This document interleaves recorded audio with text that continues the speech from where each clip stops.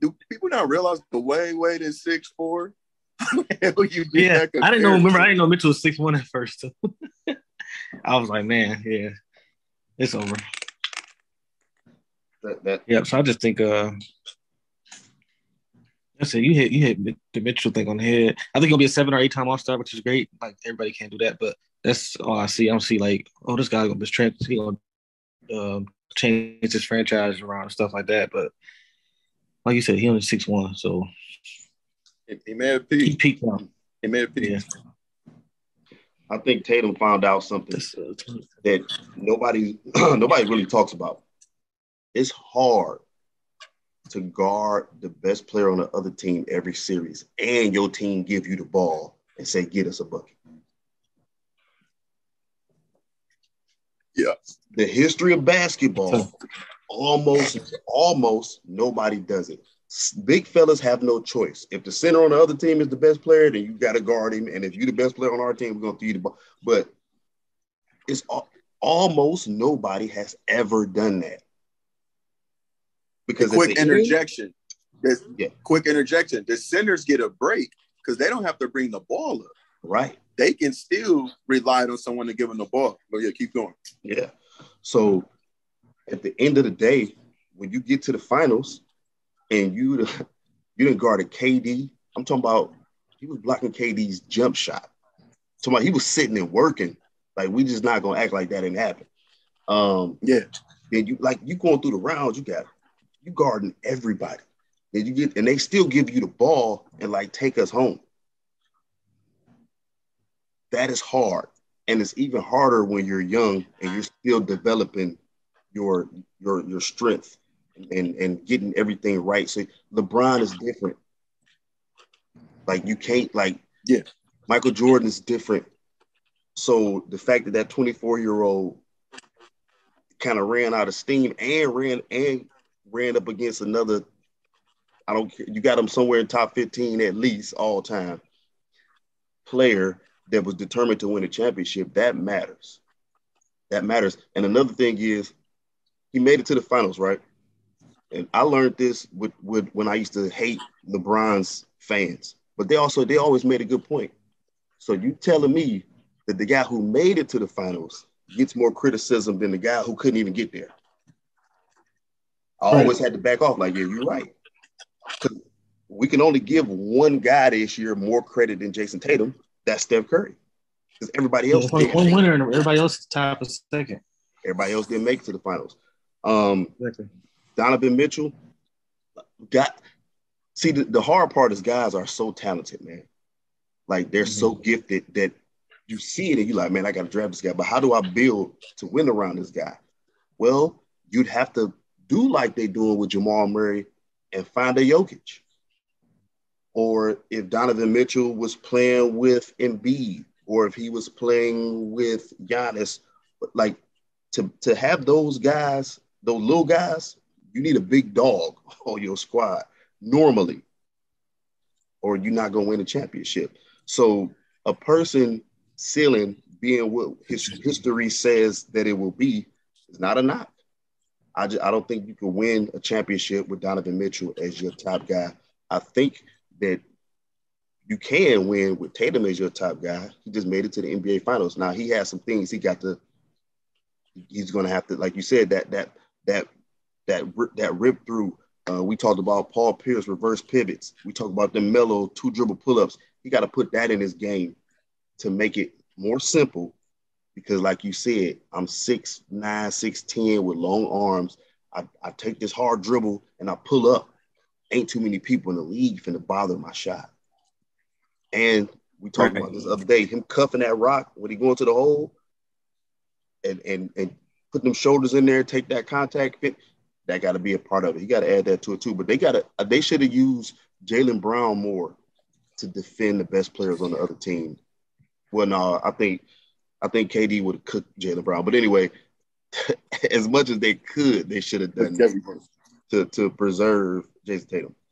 Going back to Tatum too, I will say that him being 24, like I say, what happened with Kobe, that was just that's damn near an anomaly. you're rarely going to see guys winning rings at age 21 through 23 like that. You understand? Or 24 like that. So at 24, I will say he got one of the best experiences that you can get. Kind of like what Memphis talked about. They like going out, feeling experience in the playoffs, knowing that is another level you have to reach. And Jason Tatum, it was like you said, damn, I really gotta, everyone is focused on me. I still gotta move the ball and I gotta score. Yeah. And you want me to defend? Yeah. And then you looking at the other end, the guy that you playing is 34. They're picking on him every play defensively. He's still getting his teammates involved, and he still has to score enough for his team to win. Figured it out. It's and he did it efficiently. So that's another point too. Yeah. You know, I did it efficient as well. Yes. But you also saw that's God given, because this guy was hitting shots that is like Jesus. It seemed like they got deeper, but yeah, different. But I'm gonna tell you another thing. They made a big deal. This is what I hate. They make a big deal about negative records being broken, right? But I'm like, why do I not hear about the record? Somebody had to own it before, right? So he had the playoff turnover record. Well, he broke LeBron's record by 4 turnovers. Like, it ain't like he broke it by a million. He had 4 more turnovers than LeBron James did when LeBron James owned the record. So why is it a big deal? Like when Kobe Bryant broke the all-time missed shots record, right? Well, if it matters, if that's a knock against you, why wasn't you talking about, I think Havlicek owned it or somebody from the Celtics team owned the record? I'm like, if it's a big deal, why the heck does it only matter when these guys break it? Because somebody owned that negative record before. That's the difference in the way they portray these guys now as in the way they did in the past. We denigrate and dog and troll our athletes, and that's how they get money now. Like, that's their whole job on TV. And no biasness is stupid, because us being intelligent guys, what would be a smart way to gauge his turnovers, right? You will look at per game. Are we going to erase that he played in two series, win 7, another one win 6? Yes. So that alone right there, that's 20 games right there that he played in, not counting the sweep. So, of course, you're going to get turnovers if it's like 4 per game. Do you want that? No. But break it down. He damn near really just averaged 4.24 turnovers a game. Yeah, exactly. The greatest point guards of all time. And you're going to turn it over. Yeah. The greatest point guards of all time are high on the turnover list. Magic, J. Kidd, Isaiah Thomas, all of them, because they got the ball. Yeah. LeBron James, they all up there because they got the rock. That's just what happens. Just like a lot of guys who are on the touchdown pass are also on the interception list. Not abnormal. Yep. I think the only anomaly was Chris Paul. I would say he kept his assist to turnover ratio low. Chris Paul don't take risks. Just a wizard when it came to his pass. Thank you. He was about to take risks. But he not taking those risks. Yeah. He wanted, and I think people said it though, I think that was his neck with the Clippers. They said he was only really passing it to you if it was going to be in the 6. Oh, no, I ain't doing that. Oh, right. I'm like, LeBron have tried different passes. I'm trying. Yeah, Chris Paul, like a little turnover like that. Chris Paul, like, this is a layup. And they said if you missed, he looked like he was ready to kill you if you blew his assist. Look, Vince Carter talked about Jason Kidd turning the rock over on purpose just to see how high Vince Carter would jump. He said he threw the ball up on a oop and he reached and tried to get it. He's like, man, what you doing? He said, I just wanted to see how high you was willing to go. Now I know where to throw it. Like, they would do stuff like so that. Vince Carter different. That's amazing though. Yeah, he amazing. That's amazing. So J. Kidd was like, let me gauge this. Let me see how high he really jumped. You know. Yeah. So, but that's I think that's crazy for those guys. We all agree.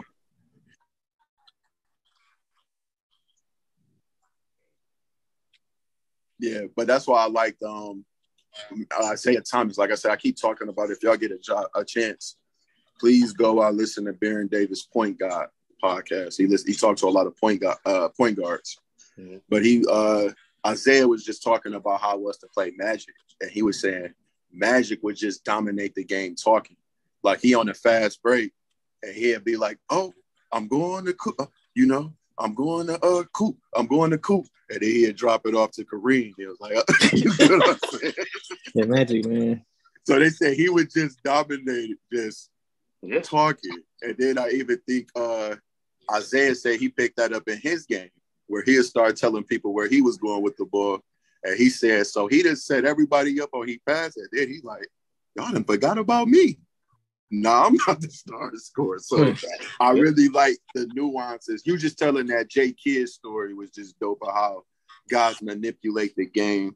And what we just talking about is this is just how special these guys are. Like I know we kind of gave Donovan Mitchell a hard time, but the fact that his athleticism closes that gap that you forget he's 6'1". Yeah. Mm-hmm. That's talent. That's where exactly. I didn't know that until like 2 years ago. That's God given. I could only wish I could play as close to that. None of these dudes are normal. None of them. No. None of them. We had 16 now, right?